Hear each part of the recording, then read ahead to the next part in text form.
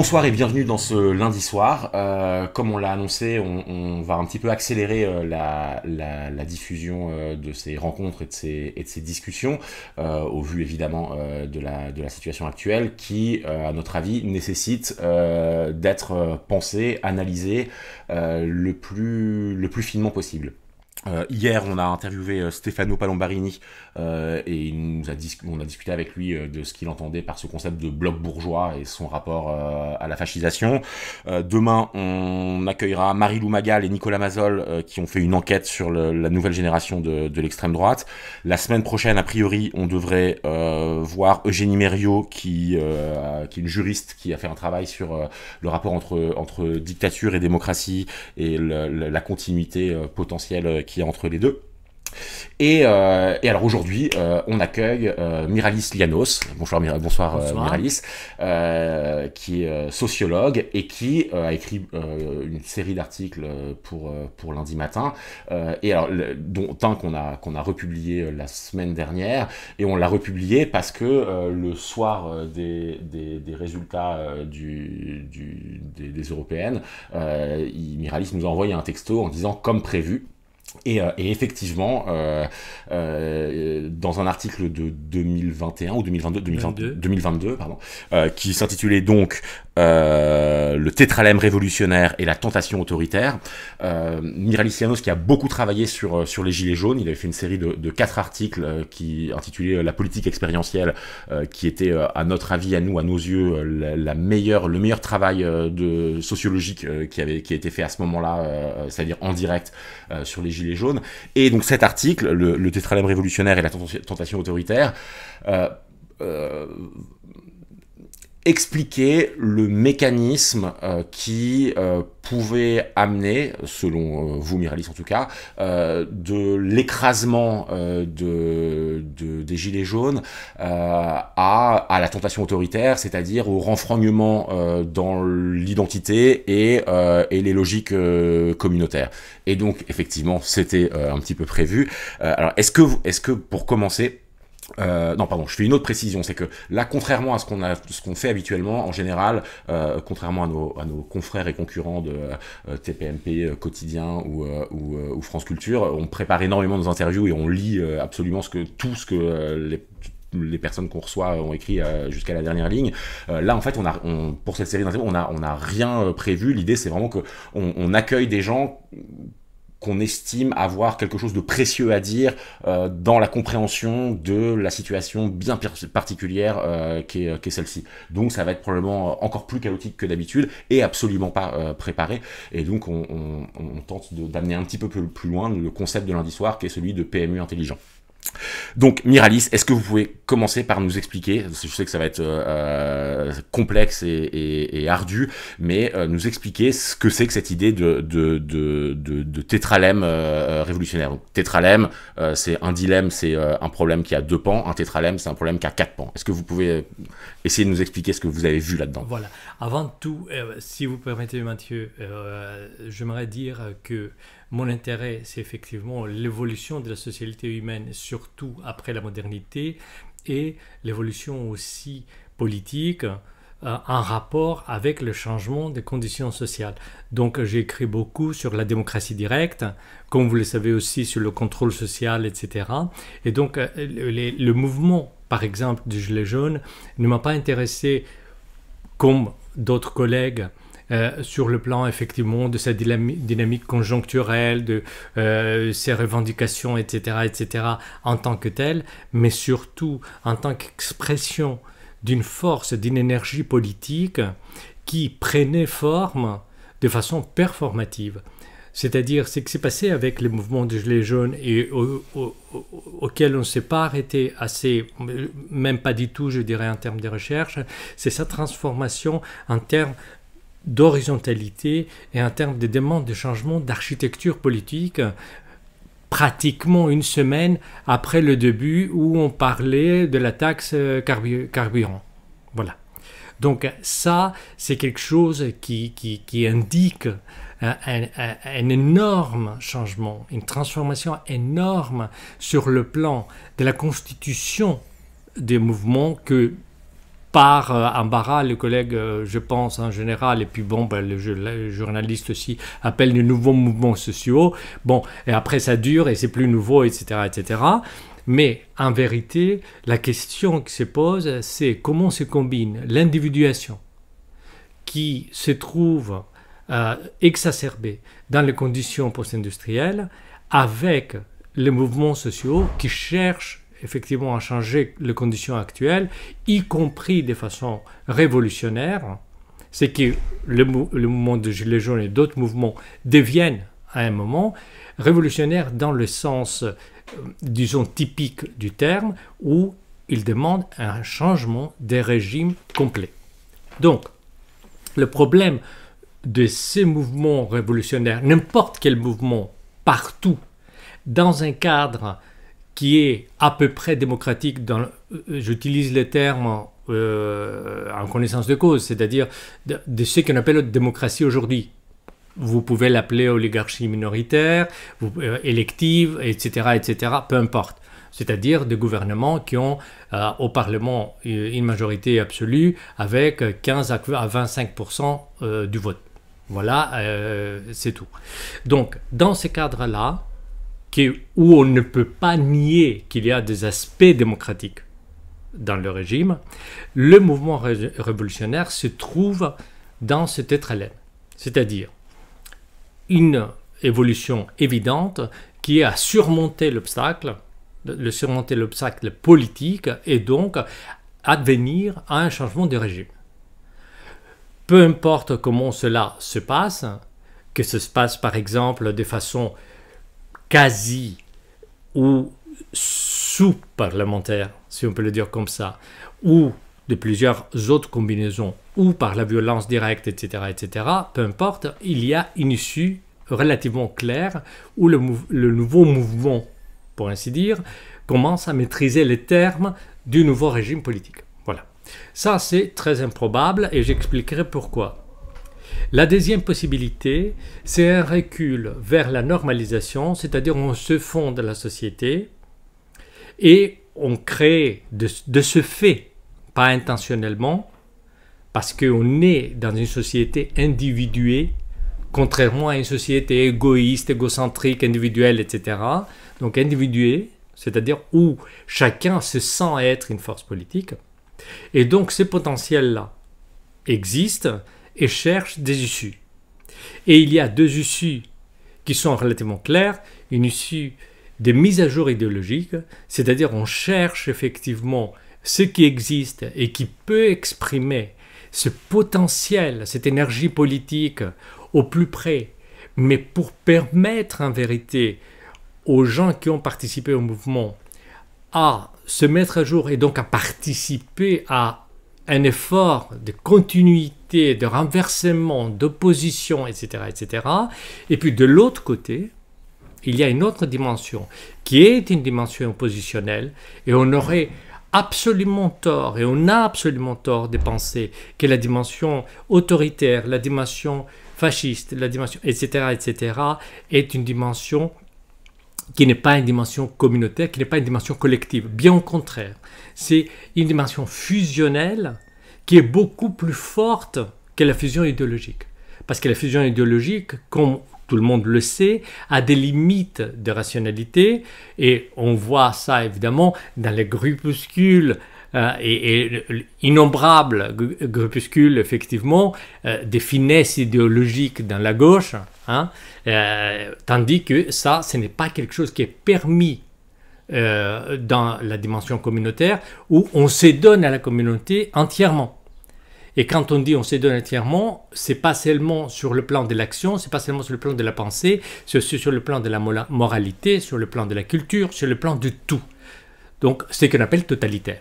Voilà. Je vous arrête juste pas pour vous arrêter, mais pour essayer de resynthétiser ça. On va, genre à ce moment-là, on va mettre le tétralemme là maintenant dans la vidéo pour qu'on y voit clair. La partie supérieure, on va reprendre l'exemple des gilets jaunes, hein, parce que c'est ça qu'on a en tête. La flèche qui va vers le haut, c'est celle qui vise un changement structurel, donc pas qui ne vise pas le retrait d'une taxe d'essence, mais qui prétend, enfin qui espère, prétend, s'organise, se bat pour changer la structure même de la société. Et mais une fois que ça a échoué, la flèche de gauche sur le schéma, c'est en gros une espèce de ligne de fuite idéologique, et celle de droite, c'est la ligne de fuite communautaire et donc fascisante. Mais juste pour que ce soit bien clair, quand vous dites, enfin vous parlez pas de ligne de fuite, mais quand vous dites l'option autoritaire, pas autoritaire, idéologique, qu'est-ce que vous, enfin c'est quoi ce que ça recouvre exactement? Bah là, par exemple, dans la situation d'aujourd'hui, vous avez vu que il y a quand même une gauche qui est privilégiée par ce réservoir dont je parle, et qui est une gauche, c'est pas par coïncidence, qui exploite la dimension, par exemple, identitaire. C'est-à-dire une gauche qui cherche à recueillir tout le monde autour des aspects qui sont compatibles avec cette individuation. Donc la dimension identitaire que l'on pense comme une dimension libératrice, et qui dans plusieurs sens l'est, libératrice et émancipatrice, et en même temps là, parce qu'elle est compatible avec l'individuation. C'est-à-dire, elle affirme la capacité de chacun de se penser en tant que sujet politique en soi, et pas avec les autres, et pas tenu par les règles. Donc, justement, là, on a une opposition, si vous voulez, individu-communauté, qui est très, très, très importante. Mais je vais revenir à l'idée, effectivement, de comment les choses se passent. C'est-à-dire, nous, on est en train ici de discuter. Supposons que nous avons un désaccord. Donc, si moi ou vous, je vous donne une claque, d'accord? Ce qui se passe, c'est que le rapport que nous avons se transforme. On n'est plus dans un rapport de désaccord, on est dans un rapport différent, de violence notamment, qui est le rapport essentiel du désaccord politique. C'est-à-dire, si le désaccord persiste, quel est le degré auquel on peut arriver? Le problème, c'est qu'une fois que je vous donne la claque ou vous me donnez la claque, on va se concentrer sur la violence. C'est le problème essentiel des mouvements radicaux. Et je parle de mouvements radicaux de gauche qui cherchent effectivement à inciter la société en général vers un mouvement révolutionnaire, et un mouvement révolutionnaire pacifique. Vous vous souvenez que les Gilets jaunes insistaient absolument sur ça. Nous sommes des apolitiques, nous sommes des pacifiques. Voilà. Et donc, qu'est-ce qu'ils trouvent? Effectivement, ils trouvent une certaine violence qui les transforme. Parce que c'est un long argument que j'ai écrit dans un autre livre qui est en anglais, qui s'appelle Conflict and the Social Bond, sur le conflit, où justement, votre adversaire vous convertit. D'accord? On voit par exemple ce qui se passe avec les Palestiniens, le Hamas, etc. Comment vous pouvez convertir quelqu'un à une violence qui, initialement, n'était pas voulue. D'accord? Donc, cette concentration-là, évidemment, pose la question de la voie que vous devez suivre parce que vous êtes perdant. Et le problème que nous avons sur le plan de l'analyse politique, et je dis l'analyse sociopolitique, y compris formelle, académique si vous voulez, c'est qu'on pense la question en termes de victorieux, et on ne pense jamais à ce qui arrive aux perdants. Parce que les perdants doivent changer. Ils doivent se transformer pour survivre. Ils ne peuvent pas, sauf une infime minorité qui va persister, peut-être jusqu'à la folie, peu importe. Mais ils doivent changer. Et ils doivent trouver une voie pour changer. C'est là qu'on fait le lien entre la fascisation en cours et l'écrasement des Gilets jaunes. Voilà. Et donc, le problème que nous avons ici, c'est que nous avons des individus qui se pensent en tant que force politique et en même temps se pensent en tant que cœur de la société, en l'occurrence de la société française. Et ils trouvent, à travers cette violence qu'ils ont subie, et à travers aussi les discours qui les ont entourés, Et là, nous avons, nous aussi, en tant que, si vous voulez, intelligentsia, peu importe comment vous voulez l'appeler, notre responsabilité, hein, de les avoir considérés comme des beaufs, etc., etc., etc., voilà. Voilà. Il trouve en vérité un rejet qui dit qu'ils sont inutiles au système. Maintenant, ils sont marginalisés. Ils ne comptent pas. Ce sont des gens, effectivement, qui sont par ici, par là, qui sont un peu dispersés, qui ne font pas le poids face aux médias, qui ne font pas le poids face à l'exécutif, qui ne font pas le poids face à ce qui se passe là où est le pouvoir. Ces gens-là, donc, ne peuvent pas être satisfaits d'une mise à jour idéologique parce que ce qui les intéresse, ce n'est pas l'identité. L'identité, ils l'ont. Ils savent qui ils sont. Ils ne se cherchent pas. Et donc, la question qui se pose, c'est ce que je suis, moi, comment est-ce que je peux l'exprimer à travers un paysage politique donné que je n'ai pas réussi à renverser. Il ne faut pas penser que tout ça est un résultat de naïveté. Qu'ils pensent par exemple que le Rassemblement national est quelque chose de parfait, qui va nous créer effectivement un autre mode de gouvernance, etc. Ou qu'ils ignorent ce qui s'est passé en Italie avec Meloni, ou voilà. D'ailleurs, c'est le plan, je pense aussi sur le plan gouvernemental, de user le Rassemblement national, de le normaliser en tant que force et de lui enlever en vérité cette radicalité par une certaine gouvernance, si jamais ils réussissent à sortir gagnants du deuxième tour. Donc, ces gens-là sont obligés d'affirmer leur identité et n'ont pas une autre façon que de l'affirmer à l'intérieur de cette communauté. Cette dimension fusionnelle est absolument fondamentale pour comprendre ce qui se passe actuellement.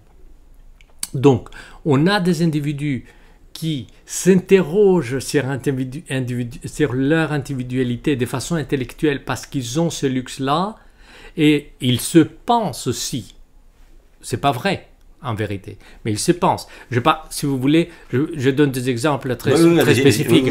Ben voilà, vous êtes intermittent du spectacle, d'accord, et vous vivez avec un revenu relativement bas, etc.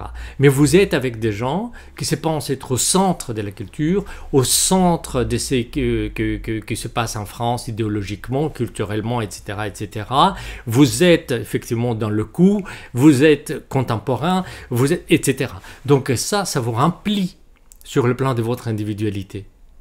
En revanche, vous vivez dans une petite ville où vous êtes chômeur, d'accord? Et la seule chose que vous pouvez faire, c'est tout simplement lutter pour trouver quelque chose qui en vérité ne vous correspond pas, ou si il vous correspond, ne correspond pas à la situation que vous avez imaginée pour vous et votre pays. Donc la seule possibilité que vous avez, c'est de vous tourner vers quelqu'un qui va restituer quelque chose. L'essence de ça, vous allez le trouver dans le discours d'Éric Zemmour devant la droite quand il était invité. Je ne sais pas si vous vous en souvenez, il y a quelques années. Moi, je montre ce discours dans mon cours de sociologie politique et je pense que chacun doit l'écouter attentivement parce que il contient les clés de cette restitution. Vous voyez, parce que là, on a quelqu'un qui n'a pas l'identité typique française de souche, et il le sait, il le dit. C'est pas ça. Mais les clés d'une intégration culturelle. Il dit quoi alors dans ce... C'est ça. Mais dans ces discours, c'est absolument, effectivement, à la fois important et effrayant de dire de quelle façon la France va évoluer et comment elle va changer, ce qu'ils appellent le grand remplacement, etc., etc. Mais sur le plan culturel, parce que ce qui l'intéresse, et c'est ça qui est intéressant, c'est la dimension culturelle et pas la dimension raciale. C'est pour ça qu'on ne peut pas... La différence entre fascisme et nazisme, d'ailleurs, une de grandes différences, peut-être la plus grande, c'est exactement ça. Donc, du moment où vous êtes culturellement français, ça va. Il n'y a absolument aucun problème. Vous êtes noir, vous êtes asiatique, vous êtes... peu importe. Voilà. Donc, la question, c'est effectivement de pouvoir restituer à la nation cette dimension culturelle. Donc, dans le tétralemme, cet aspect communautaire est absolument la solution à suivre si vous voulez recréer une dimension communauté qui respecte votre individualité, à laquelle vous reconnaissez une dimension historique. Donc, vous êtes en opposition, et vous voyez l'opposition par exemple avec le fameux wokisme, d'accord? Vous êtes en opposition avec des gens qui souhaitent une individualité qui est politisée autour de ce qu'ils pensent principalement d'eux-mêmes. Cette tension-là est une tension mortifère, à mon sens, politiquement. Pourquoi? Parce que de deux côtés, elles s'organisent autour de l'individualité et en même temps, elle exacerbe la tension entre cette quête d'individualité. Une chose qu'il faut expliquer aussi, c'est ce qui s'est passé en France en 2017. 2017 est vu encore toujours, je ne sais pas pourquoi, pas seulement par les électeurs qui ne sont pas des spécialistes, qui analysent pas ça, effectivement ce n'est pas leur travail, ils ne sont pas payés pour ça, etc., mais même par les spécialistes, comme un triomphe du centre. En vérité, qu'est-ce qui se passe? Le centre se contracte et au lieu de pouvoir alimenter deux partis centristes de pouvoir, il ne peut plus le faire. Et donc, sous Macron, si vous voulez, il y a cet alliage qui se fait très vite de façon opportuniste. On voit là le réflexe des systèmes politiques, où on a effectivement un nouveau parti qui rassemble tout le potentiel centriste. D'accord? Donc, ça donne aussi le signal, effectivement, parce que parmi les Gilets jaunes, par exemple, il y avait beaucoup d'électeurs de Macron. Et ils attendaient beaucoup de ces changements-là. Et ils étaient dessus. Donc ça donne le signal qu'en vérité, la position réformiste est une position qui vous exclut. Ce qui est très intéressant et très nouveau. Parce que personne ne se sentait exclu dans la position réformiste. Ceux qui rejetaient la position réformiste, qu'on peut appeler des radicaux, plus ou moins radicaux, etc., ils la rejetaient parce qu'elle n'allait pas assez loin vers leur direction. Aujourd'hui, ce n'est pas ça.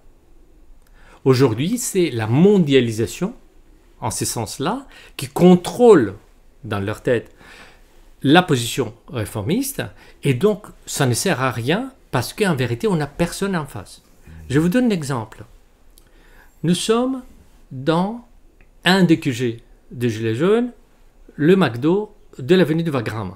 D'accord? C'est peu avant, l'incursion totalement incomprise, je dirais aléatoire, d'une compagnie de CRS qui commence à taper sur tout le monde et à gazer tout le monde, y compris des vieux couples qui n'ont rien à voir avec l'affaire, etc. Bon.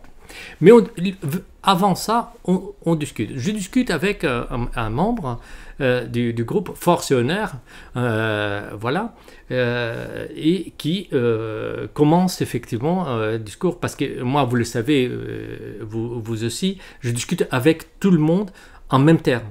Voilà. Voilà. Et donc, lui, il est conducteur de camion, il a sa famille, son père aussi, il a sa famille, etc. Et je lui dis, pourquoi vous êtes là? Il dit, je vais protester, ma situation, effectivement, se dégrade totalement, je ne peux pas vivre ma famille, faire vivre ma famille, etc. Et il commence à me parler de camionneurs bulgares. D'accord? Et il me dit, voilà, ils font ça pour un bol de riz, voilà ce que fait l'Europe. Et donc, moi, conclusion, je ne suis pas assez concurrentiel et donc je ne peux pas faire vivre ma famille. Donc, sa conclusion, c'est je n'ai rien contre les camionneurs bulgares. Voilà. Mais qu'est-ce que vous voulez que je fasse? Qu'est-ce que vous voulez que je fasse? Donc, cette marginalisation, si vous voulez, est une force absolument irrésistible vers la dimension communautaire, sauf quand ce qui vous arrête, c'est, je le dis un peu ironiquement, mais l'absorption par vous-même, où vous vous considérez assez adéquat sur le plan social pour pouvoir exister, même avec des petits moyens, ce qu'on appelle le bobo, etc. Vous voyez ce que je veux dire? Parce que bobo, c'est une grande catégorie. Il y a des gens qui ont des moyens très modestes dans cette catégorie. Mais vous pouvez exister en faisant effectivement des apéros de haut niveau intellectuel ensemble. Je reconnais que je suis un peu ironique, mais il s'agit de l'avenir de notre société. D'accord? Et donc, on ne peut pas éternellement se nourrir de cette dimension politique autoréférentielle. C'est totalement impossible. Donc, c'est pour ça que la tentation autoritaire a le vent en poupe. Parce qu'en face, il y a un centre qui s'effondre pour les raisons que j'ai expliquées, parce qu'il perd le contrôle en vérité nationale qui était son point fort, et une individuation qui s'approfondit de plus en plus, qui s'auto-alimente, qui s'auto-nourrit de plus en plus, et qui aussi se fragmente de plus en plus dans des catégories de plus en plus spécifiques, qui mettent en question parfois les unes les autres. Donc, qu'est-ce qu'il reste pour être ensemble? Le fameux vivre ensemble, donc, commence à ressembler à une totalité plus ou moins imposée, avec une main qui ne sera pas sans doute une main forte du passé, mais qui prétendra au moins réunir la société autour d'un projet qui n'est pas un projet économique et qui n'est pas un projet identitaire. D'accord? Voilà donc l'analyse du tétralemme en quelques minutes. Et alors, j'ai une autre question, alors très très vague et qui est vraiment une question piège, parce que je me doute bien que vous n'avez pas les idées claires là-dessus, mais bon, nous, il y a plein de choses qui nous agacent évidemment dans la situation. Bon, l'une d'entre elles, c'est que l'espèce d'espoir, vraiment au sens le plus couillon du terme, du renouveau de la gauche, vient d'une certaine manière suspendre peut-être le moment où il faut assumer et prendre au sérieux l'arrivée fasciste. Oui, parce que le truc qui est agaçant, c'est qu'on a le sentiment que ça fait des années et des années que tout le monde dit oh là là, attention le fascisme, oh là là, attention le fascisme, oh là, attention le fascisme, et que là, alors même qu'on y arrive, là, la question que tout le monde se pose, c'est oh bah comment faire gagner la gauche, et peut-être bon, nous on donne pas de consigne de vote, machin, et c'est très bien si des gens tentent ce truc du vote, il n'y a pas de. Enfin, c'est une discussion inutile dont on se fiche, mais par contre, ce qui est compliqué, c'est que nous, on a le sentiment que là, ce qu'il y a à réfléchir, c'est pas comment faire gagner la gauche, mais comment survivre face à l'extrême droite, en fait. Enfin, en tout cas, les deux questions se posent au moins simultanément. Et moi, mon espèce de crainte, c'est que j'ai l'impression que il y a une telle la manière dont on se réfère au fascisme, donc, ce que vous dites, vous disiez ça va pas être les grosses bottes, enfin vous avez pas dit les bottes, mais on a cette idée, le fascisme ça va être terrible, ils vont tuer tout le monde, il y a des gens qui disent ça, bah là ils vont se mettre à tirer sur tout le monde en manifestation, etc. Moi je crois pas du tout, je pense que ça va être une fascisation qui va d'abord devoir se rendre absolument compatible avec la petite bourgeoisie, avec la bourgeoisie sans trop de problème, avec toute la petite bourgeoisie, etc. Qui va d'abord aller taper dans les marges, évidemment, dans les banlieues, etc. Et probablement, s'il fallait faire des paris, ça sera pas Bardella qui radicalisera son parti, mais par exemple la police qui, après 2 bavures, dira oui, bon, écoutez, ce serait quand même bien qu'on nous laisse faire notre métier. Bref, je pense que la fascisation va être douce, absolument compatible avec la petite bourgeoisie métropolitaine. Bon, après, par contre, je pense que le fascisme, c'est pas une position politique, c'est une pente, et que la pente, si rien ne s'y oppose de manière un petit peu décente, que la pente elle sera dévalée. C'est-à-dire que ça, potentiellement, ça ne restera pas un fascisme sympa. Et compatible et avec l'économie et avec la petite bourgeoisie. Mais donc ça, c'est là-dessus que moi j'aurais bien aimé avoir votre intuition, en fait, parce que c'est là pour le coup c'est un peu de la prédiction. Mais le bardélisme, ça va ressembler à quoi? Moi je pense que, évidemment, bon, on ne sait pas quelle est la direction de l'histoire, c'est-à-dire un aléa tout petit. Vous avez parlé de chaos tout à l'heure, et à juste titre, hein, pas seulement entre nous, mais de façon plus générale. Un événement aléatoire pourrait très bien changer la donne. Mais ce qu'on a vu en Italie, par exemple, on a vu Meloni, on n'a pas vu Salvini. Aux commandes. Ça, ce n'est pas une coïncidence. Salvini aurait été capable d'imposer et d'introduire des mesures plus dures et plus visibles. Premièrement, est-ce qu'il y a des gens assez intelligents, de façon maléfique, dans le Rassemblement national pour faire quelque chose qui serait absolument la clé de cette représentation symbolique de la dimension communautaire? Je vous donne un exemple. Une marche, s'ils gagnent, mensuelle, à l'anniversaire de leur victoire, de toute la France vers Paris, seulement avec des drapeaux français. Ça, c'est ce que vous leur conseillez de faire. Vous voyez ce que je veux dire? Est-ce qu'il y a des gens qui peuvent... J'espère que non. J'espère que non.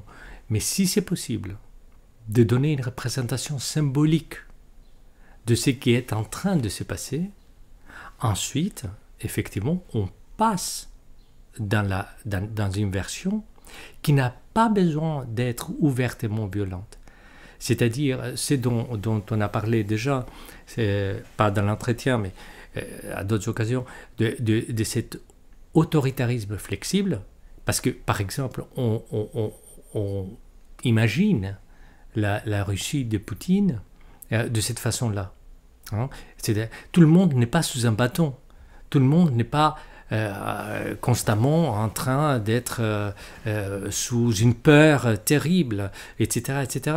Ce n'est pas ce type de régime. C'est un régime qui est autoritaire et qui réussit à être autoritaire tout en donnant des marges de liberté, de fierté, de stratification, etc., etc., de mobilité sociale, etc., etc., qui maintient l'équilibre. Donc, si vous tenez compte de la dimension individuelle de cette affaire, évidemment, on va aller vers cette direction-là. Mais cette direction nous empêche de faire autre chose. C'est-à-dire, ce qui est effectivement mon espoir le plus cher, c'est-à-dire avancer vers la démocratie directe. C'est-à-dire pouvoir exprimer au niveau maintenant individuel nos préférences de façon non représentative, question par question, choix par choix. Les sondages font ça dans une certaine mesure, mais malheureusement, évidemment, on n'a que deux pouvoirs aujourd'hui. Tout le monde, je pense, qui suit la vie politique, on n'a pas besoin d'être un spécialiste, un grand spécialiste. Il y a deux pouvoirs. Il y a l'exécutif, qui comprend en vérité aussi bien le législatif et le judiciaire, et les médias. Voilà. Ce sont les deux pôles qui conduisent en vérité notre société politiquement. Donc, on a des moyens considérables pour résister sur le plan du réseautage en termes individuels. Il ne suffit donc pas de réagir, si vous voulez, sur le plan d'un avenir fasciste qui, à mon avis, s'il y a cette intelligence, sera plus symbolique qu'autre chose et faire taire ses adversaires par le symbolisme, parce qu'il suffit de poser un drapeau dans chaque école. Il suffit de poser, je ne sais pas moi, une tenue scolaire spécifique. Il suffit d'accueillir d'une certaine façon devant le guichet des services publics quelqu'un pour établir ce climat. Vous n'avez pas à faire plus. Et les gens ne demandent pas plus, en vérité. D'accord ? C'est ça qui est important. Donc, vous allez faire taire ceux qui, aujourd'hui, font taire, effectivement, leurs adversaires en proposant des identités alternatives. Cette contraction va nous éloigner encore plus de la démocratie directe. Donc, ce que moi, je vois, en somme, c'est que on aura cette version-là, et cette version, ce sera on avance selon les réactions du public, ce qui n'était pas le fascisme d'avant, c'est-à-dire une vraie hégémonie préconçue, voilà, ça c'est sûr. Ensuite, on a les aléas. Imaginez ce qui va se passer par exemple si, par hasard, il y a un événement majeur de violence quelque part, d'accord ? Et on commence à sortir les militaires de caserne, et après, on ne sait plus ce qui va se passer. Et ensuite, il y a la possibilité, très intéressante, de continuer sur le plan des élections, étant déçu, ce que je pense est le plan de Macron, étant déçu aussi de ces changements-là, d'accord ? Et se reconstruire autour d'une vision politique où l'individu peut maintenant participer de plus en plus directement en rejetant de plus en plus la dimension représentative. C'est ça que je pense. J'ai une question parce qu'en t'entendant parler, je ne peux pas m'empêcher de penser au fait que ce que tu décris me paraît être ce qui a déjà eu lieu, ce qu'a déjà pratiqué le macronisme. C'est-à-dire toute cette dimension symbolique, ces investissements symboliques permanents, récemment réinvestir Manoukian, le Panthéon, dans des grandes cérémonies, plein de formes de cérémonies différentes qui ont été mises en place symboliquement par le macronisme depuis 7 ans, qui était très confuse, parce que d'un côté, c'était revaloriser Pétain, mettre Pétain en héros de la Première Guerre, et d'un autre côté, au bout du parcours, c'était Manoukian au Panthéon. Mais il y a eu cette entreprise permanente de symbolisation d'une certaine communauté, la France, etc.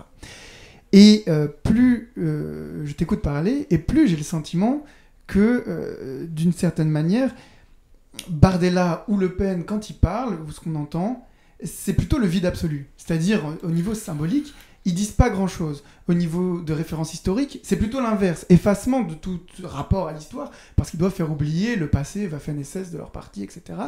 Et Le Pen, c'est poser avec des chats, et Bardella, c'est TikTok. Et il y a un vide intégral, un vide sidéral. Au point même que Bardella, dans certains débats, reprenez exactement mot pour mot les termes du débat de 2022 utilisé par Macron contre Le Pen. Un vrai vide, une vraie endosmose du vide macroniste des débuts. C'est-à-dire qu'il a la même stratégie que Macron d'être complètement vide au début. Sauf que ce que Macron a fait au pouvoir, c'était symboliser, essayer de donner du contenu historique, de mélanger la monarchie, Jupiter, Louis XIV, Versailles, la pyramide du Louvre, enfin, de créer constamment ça. Le pupitre de Macron, c'était le même que celui que Mitterrand avait antérieurement. Bon, un ensemble comme ça de symbolisation, même les JO doivent être un énorme événement à sa gloire symbolique. Et pourquoi je rappelle tout ça ? Parce que quand je t'écoute dire tout cela, j'ai moins l'impression qu'on décrit l'avenir Bardella, le monde bardélisé, qui va me paraître, je sais pas du tout ce qu'il peut être, parce que je sais pas ce qu'il peut faire. Mais j'ai plus l'impression qu'on décrit déjà le macronisme, on décrit déjà ce qui s'est passé il y a ces 7 dernières années, et en plus, quand tu parles de cette adaptation aux événements, aux circonstances, cet aléatoire, ce pari, avec les mouvements, les actions, cette inventivité, bah, c'est vraiment celle du macronisme, c'est-à-dire celle de Macron en particulier, au point qu'on arrive à la dissolution du 9 juin, ou du 10, je sais plus, qui est un pari qui réduit toute la classe politique à un seul homme qui a une décision presque folle. Et ceci étant dit, est-ce que tu penses pas, vu qu'on est dans les pronostics, les hypothèses, les machins, que potentiellement il y a peut-être même plus, je dis pas qu'il faut pas voter contre Le Pen, que c'est pas un danger incroyable, mais qu'il faut être attentif au fait que peut-être le type qu'on a au pouvoir actuellement, Macron, c'est quelqu'un qui, en définitive, ne voudra pas le lâcher, ce pouvoir. Coûte que coûte, il voudra le garder. La dissolution semble être à la fois quelque chose de logique, nous disait Pablo Stéphane Palombarini, et en même temps quelque chose de fou, d'irrationnel pour son camp. Et par conséquent, qui ira jusqu'au bout des potentialités de la Constitution. Parce que j'ai eu l'impression que sa manière de gouverner avec une base tellement minuscule, son bloc bourgeois qui s'effondre, c'est de pousser au maximum les potentialités de la Constitution, jusqu'à l'article 12 récemment. Et dans un contexte géopolitique où il y a potentiellement un fascisme russe, il y a une guerre, il y a l'Ukraine, etc., est-ce qu'on peut imaginer que le coup de surprise à avoir d'ici 3 ans, c'est pas la démission de Macron, c'est pas Bardella au pouvoir et fascisant la société avec des SS, mais c'est une sorte de truc césarique, une sorte de césarisme du centre, qui conduit vers une forme de mise en guerre de la société. Parce que tout à l'heure, tu as dit à mettre des uniformes à l'école, mais c'était Attal qui demandait ça. Oui. Mettre un drapeau dans toutes les endroits, mais c'était Macron qui avait dit ça. Et donc, du coup, d'une certaine manière, tout ce que tu as décrit me fait penser que, encore pire que ce qu'on pouvait imaginer, on n'est pas dans une transition avec des fascisateurs qui nous amènent les vrais fascistes, mais qu'on a peut-être que c'est peut-être déjà Macron lui-même qui est l'équivalent de tous les néo-fascistes contemporains, de Trump à Bolsonaro en passant par machin. Et voilà. Bon, je sais pas, c'est une très longue intervention, je suis désolé. Non, mais bon, monsieur... on tâtonne, on sait pas où on en est, etc. Il y a plein d'hypothèses possibles. Qu'est-ce que t'en penses Je pense, pour le dire franchement, au début et après je vais expliquer que c'est totalement faux. Et pour la raison suivante. Le cocktail symbolique utilisé par Macron, et comme vous le savez, vous l'avez compris, ce qui m'intéresse, moi, ce n'est pas la scène politique actuelle. Il se trouve qu'on parle de Tetralem parce que justement, je prévoyais comment les forces allaient se construire. Donc, mais si on parle de ça, qu'est-ce qui se passe? Là, on réunit de façon attentive des fragments de tous les côtés. C'est-à-dire, on va par exemple faire une commémoration nationale pour D'Ormesson, une commémoration populaire pour Johnny Hallyday, d'accord?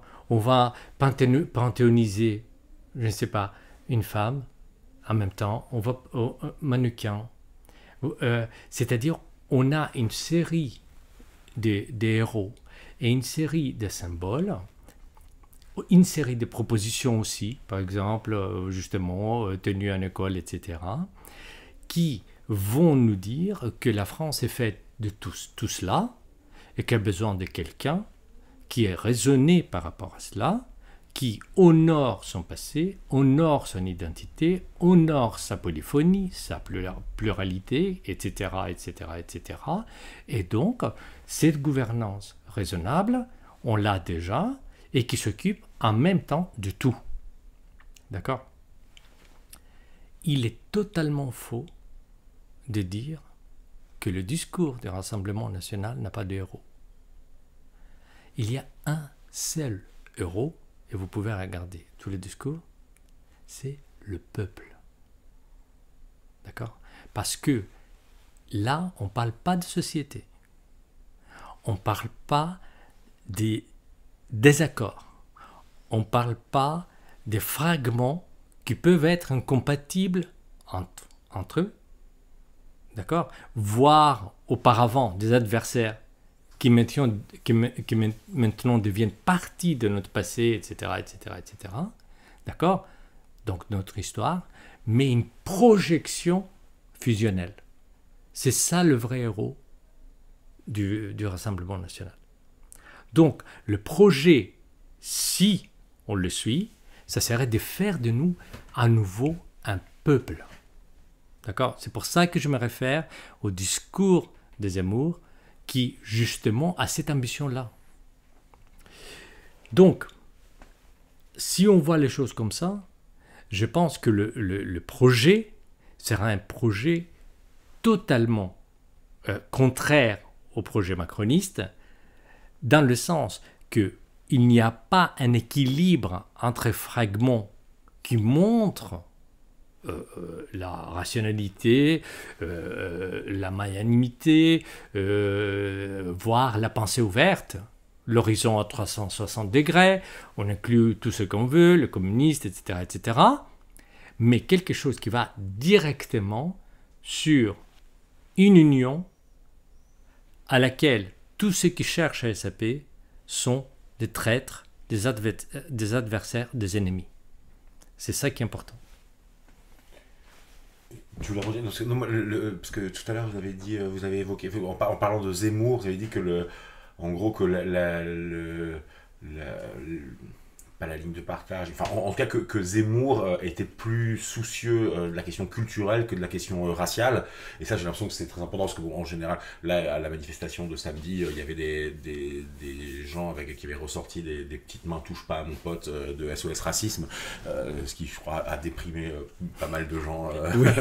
à juste titre, mais bon en tout cas il y a quand même dans le discours de gauche, d'extrême gauche, etc., du fait de tous les apports des coloniaux et tout ça, la question raciale est assez spontanément mise sur le devant dans la menace que ferait peser, enfin que fait peser de toute façon le Rassemblement national.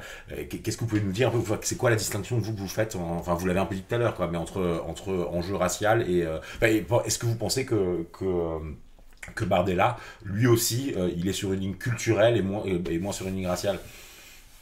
Tout le monde sait aujourd'hui, je pense que tout le monde est conscient, même si on est d'une intelligence moyenne, qu'il n'y a pas de retour en arrière sur le plan de la société multiraciale, multiethnique, voire multireligieuse. Tout le monde le sait. C'est impossible de défaire cela, sauf si on arrive et on se tourne vers plusieurs solutions finales en même temps, tout en interdisant Internet, ce qui est inenvisageable. Nous avons des gens qui sont au pouvoir aujourd'hui, qui sont homosexuels, et dans un pays comme la France où l'homosexualité était illégale jusqu'en 1981. D'accord ? Donc, je ne vois pas du tout cette possibilité. La possibilité de l'unité se trouve dans la façon de penser. D'ailleurs, si vous regardez effectivement toute l'histoire, j'ai dit comme ça de grands mots, mais voilà, du totalitarisme, elle se résume en vérité dans cette dimension d'appartenance communautaire. C'est ça qui compte. Ce qui compte, ce n'est pas qui vous êtes, c'est-à-dire d'où vous venez. Ce qui compte, c'est comment vous pensez et si vous appartenez. Évidemment, il est plus difficile, si vous êtes noir, de prétendre que vous avez une culture française totale, etc., etc. Mais vous pouvez finir effectivement ministre de l'Éducation, d'accord, d'un gouvernement sous Macron, et tenir ce poste avec cet équilibre, avec les critiques que vous avez sur le plan décolonial, d'accord, et ça s'est passé. Donc tout ça, personne ne peut le effacer. C'est quelque chose que nous avons acquis. Donc je ne vois pas pourquoi on dépenserait son capital politique pour lutter contre quelque chose qui est totalement impossible. D'accord ? Par exemple, si vous prenez Paris, on sait que Paris intramuros contient peut-être à peu près 3 millions de population, et avec plusieurs parties multiethniques, et est entouré d'une banlieue qui est beaucoup plus grande et beaucoup plus diverse. Donc, vous ne pouvez pas penser que vous allez tout simplement vider un pays. Oui, mais la question du racisme, c'est pas forcément celle de l'extermination des gens, ni même de les pourchasser. Mais par exemple, l'islamophobie qui est présente massivement, on va dire, d'Éric Zemmour au printemps républicain, etc., elle est mobilisatrice politiquement. Ce jeu sur les peurs, etc., sur la figure de l'étranger, sur la figure culturelle, justement, précisément ceux qui culturellement ne seraient pas assez adaptés,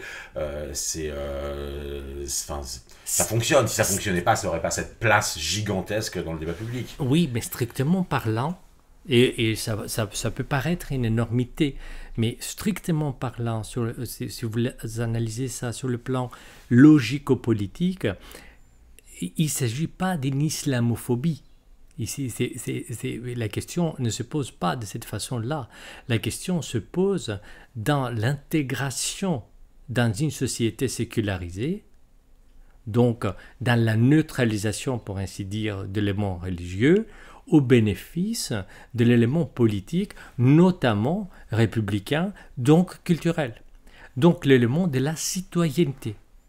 Donc une fois que cette intégration est réussie, et moi, je pense, encore une fois, s'il y avait des gens relativement intelligents dans le Rassemblement national, dans les programmes des 100 premiers jours, il faudrait mettre en avant des modèles d'intégration, si on peut l'appeler comme ça, assimilation, comme vous voulez, comme ils l'appellent, de ce type. Donc, la question de l'islamophobie porte en vérité sur une négation de l'union culturelle autour d'une identité française. Une fois que cela est abandonné, il n'y a aucun problème. Donc, je reviens à cette dimension culturelle. Après, est-ce qu'il y aura une partie arriérée, on va le dire comme ça, du Rassemblement national, les vieux de la vieille, qui seront totalement déçus de voir que les Arabes et les Noirs et les étrangers comme moi en France peuvent avoir, par exemple, des places, des postes, peu importe, et devenir bourgeois, etc. Peut-être, mais ils ne comptent plus pour personne, y compris pour le Rassemblement national. S'ils comptaient, le Rassemblement national ne serait pas où il est maintenant sur le plan électoral. Donc, ces gens-là sont abandonnés. Vraiment, ils sont du passé. La lutte est culturelle. Regardez aussi ce qui se passe de l'autre côté. Par exemple, la dimension radicale islamique, pour ne pas la dire islamiste, s'exprime sur ce plan-là. C'est-à-dire sur l'objection d'une façon de vivre que plus sur l'attachement à des principes religieux stricts. La conversion sur le plan de la radicalité. Si vous regardez ça, la conversion rapide indique justement encore cette impasse-là. C'est-à-dire c'est une voie communautaire qui est prise rapidement, pas sous les préceptes anciens d'une religion, mais sur la prémisse d'une opposition, de façon de vivre ensemble. Donc le jeu se joue là. Blaise, là on a 45 minutes et vu que je sens que tu vas poser encore 3 questions, on est à 50 minutes. Non, je sais plus exactement quel genre de questions je voulais poser, mais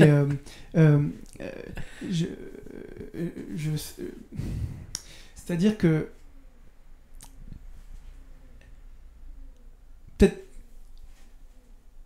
Non, ouais, je ne saurais pas comment la formuler, ni même l'associer, parce que ce serait sauter du coq à l'âne un peu, etc. Comme on a l'habitude, mais ce que j'ai pas compris, c'est qu'est-ce que ça signifie pratiquement, concrètement, politiquement, en termes d'appareil scolaire, policier, disciplinaire, d'assimiler au peuple et aux patriotes et à la culture, donc à l'identité française, ce groupe dénoncé, attaqué par Marine Le Pen dans le journal encore hier, le bloc islamo-gauchiste.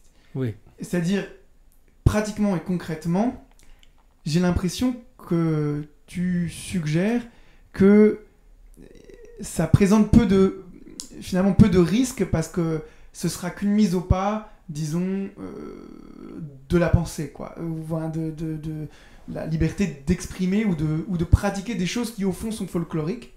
Voilà, d'être de gauche, de pratiquer, de faire l'Aïd, ou voilà.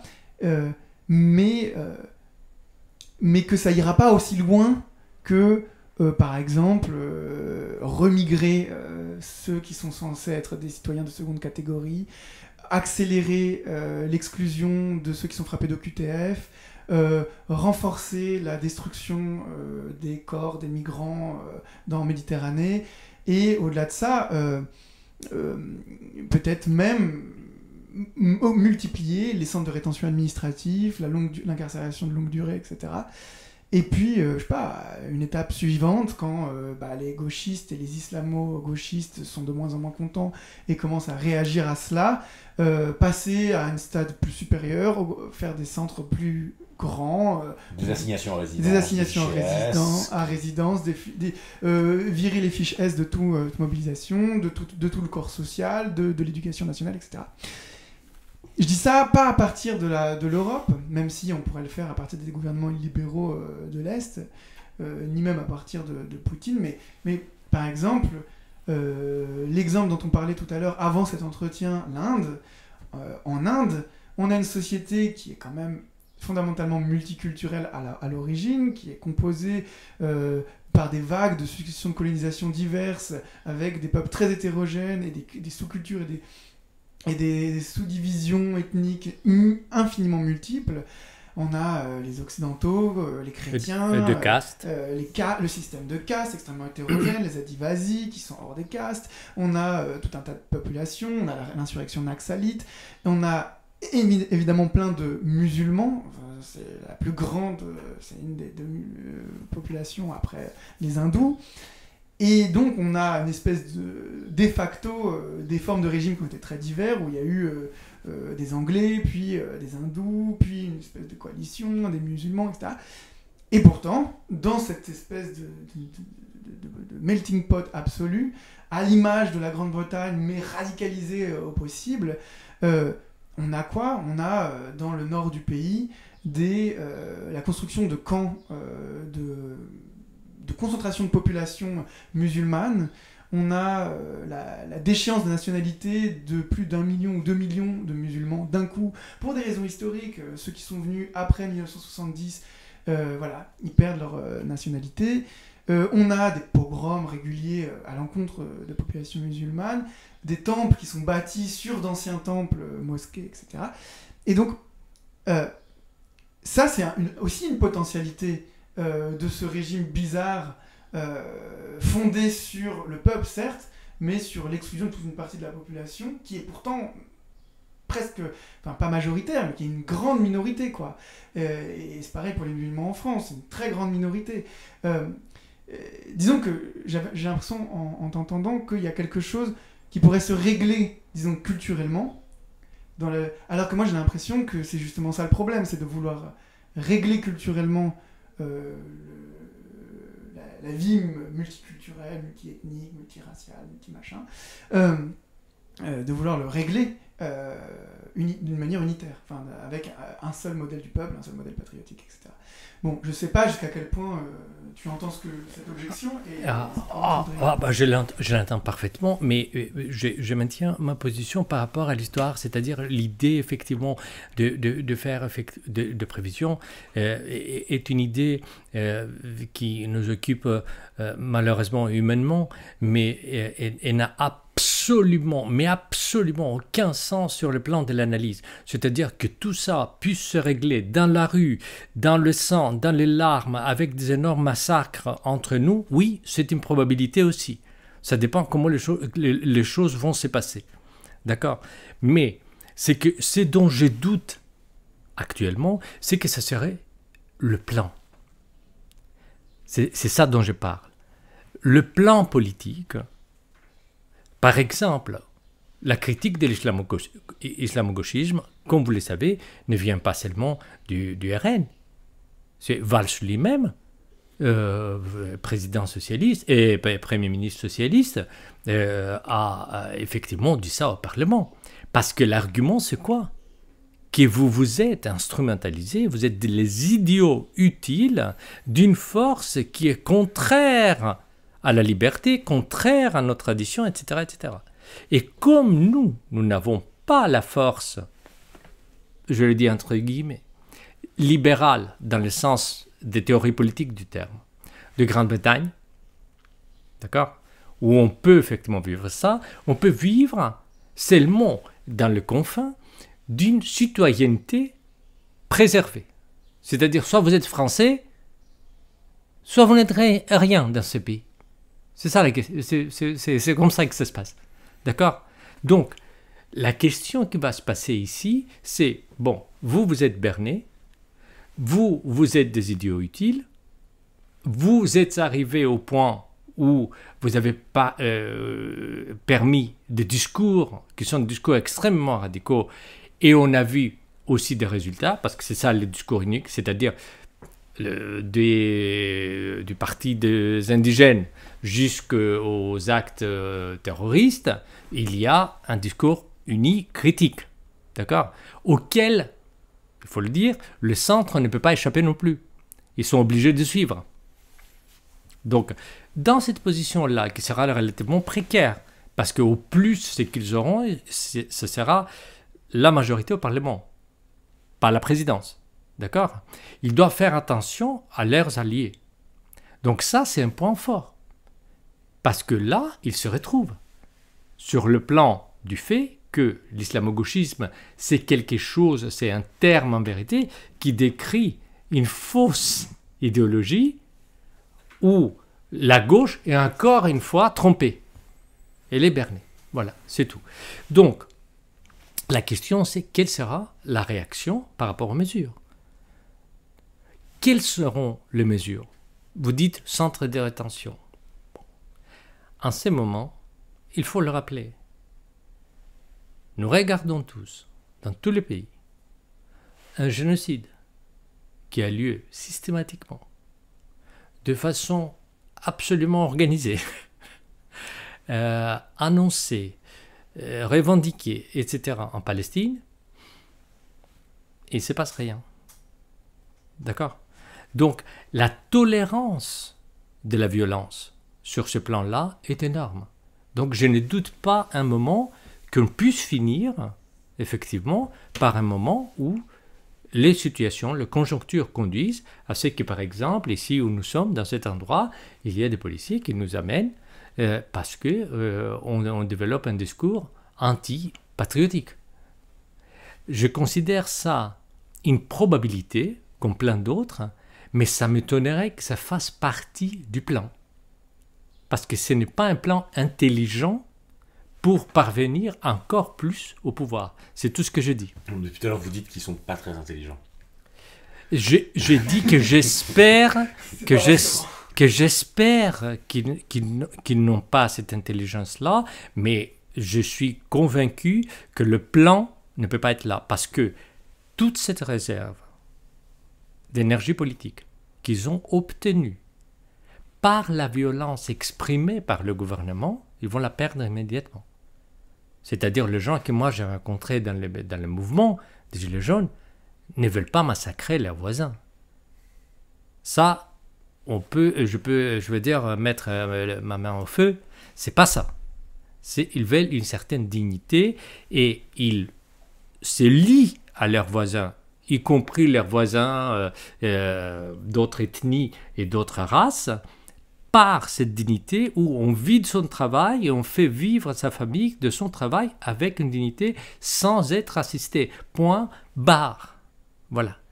Donc, je ne vois pas ces gens-là suivre dans une folie de fusion patriotique.